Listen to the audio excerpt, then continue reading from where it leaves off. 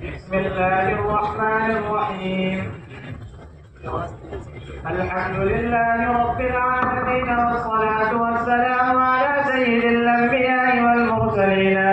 محمد وعلى آله وأصحابه أجمعين. أما بعد، فإن خير الحديث كتاب الله، وخير الهدي هدي محمد صلى الله عليه وسلم، وشر الأمور محدثاتها، وكل محدثة بدعة، وكل بدعة ضلالة، وكل ضلالة في النار.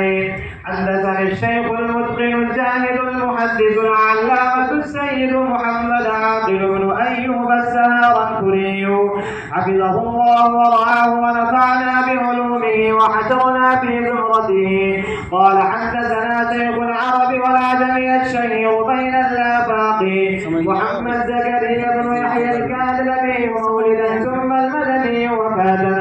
قال: حدثنا الشيخ خليل أحمد السهارنفري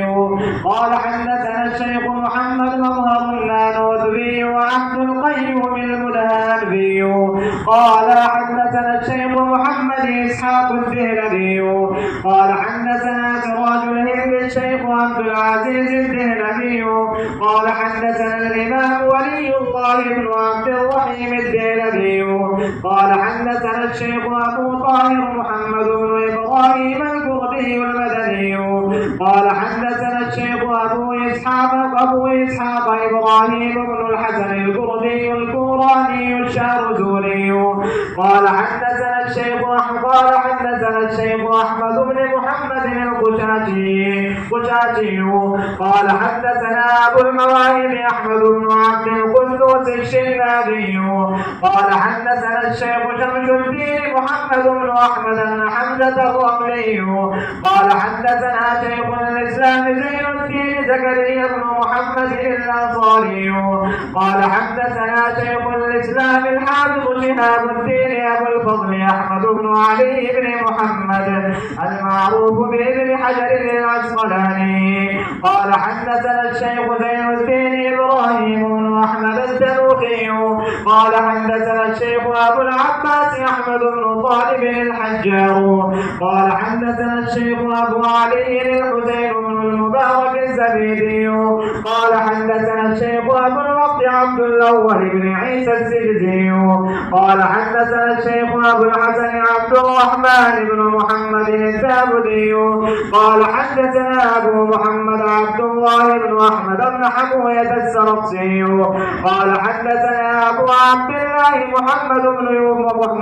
بن يوسف البربري قال: حدثني أمير المؤمنين في الحديث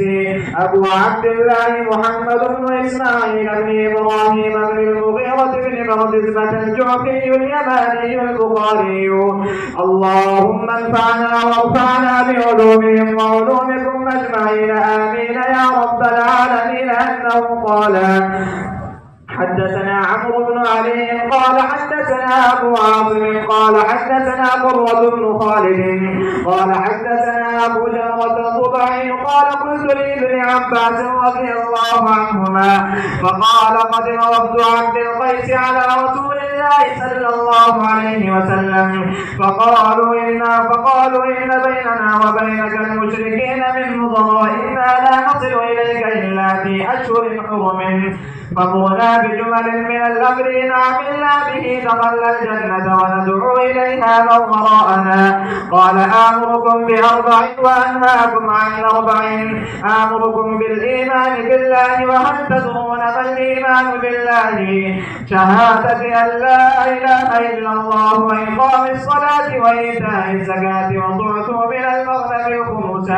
وأنهاكم عن أربع: لا تشربوا في الدباء والنقير والظروف المزفتة والحنتمة. وبه قال: حدثنا قتيبة بن سعيد قال: حدثنا الليث عن نافع عن القاسم بن محمد عن عائشة رضي الله عنها أن رسول الله صلى الله عليه وسلم قال: إن أصحاب هذه الصور يعذبون يوم القيامة، ويقال لهم: أحيوا ما خلقتم وبه قال حدثنا أبو النعمان قال حدثنا حماد بن زيد عن أيوب عن نافع عن ابن عمر رضي الله عنهما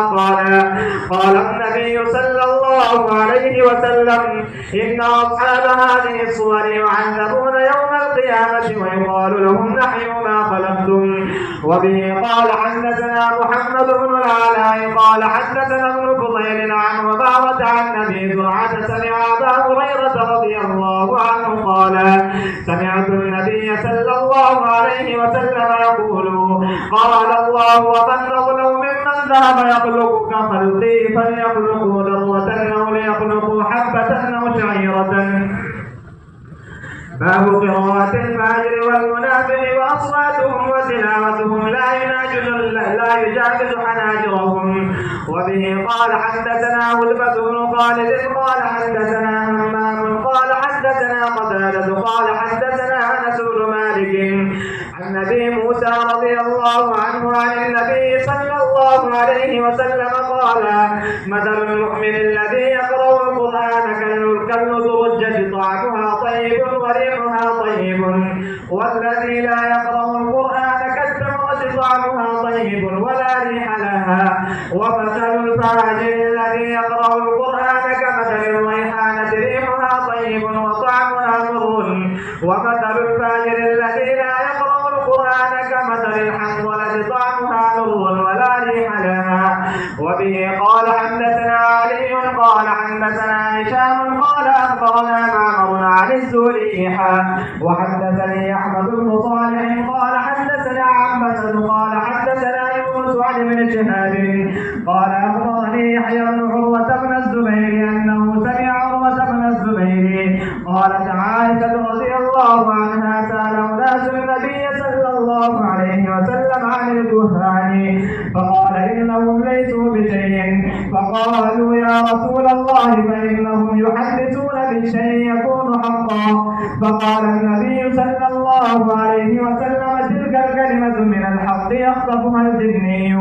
فيقرقرها في أذن وليه كقرقرة الدجاجة فيخلطون فيه أكثر من 100 كذبة. وبه قال حدثنا أبو النعمان قال حدثنا مهدي بن ميمون قال سمعت محمد بن سيرين يحدث عن معبد بن سيرين